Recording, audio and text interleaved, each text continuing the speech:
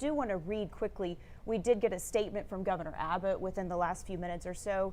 He says, quote, the U.S. Supreme Court correctly overturned Roe v. Wade and reinstated the right of states to protect innocent unborn children. He goes on to say, Texas has prioritized supporting women's health care and expectant mothers in need to give them the necessary resources so that they can choose life for their child.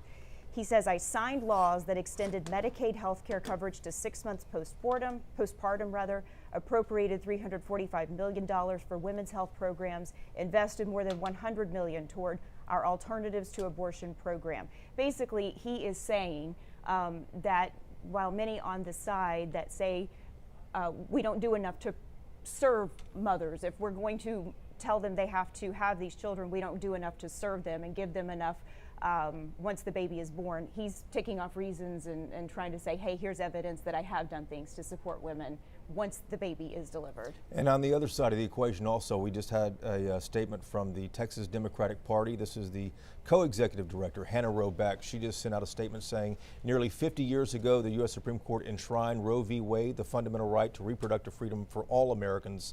Today, she wrote, our worst fear was realized.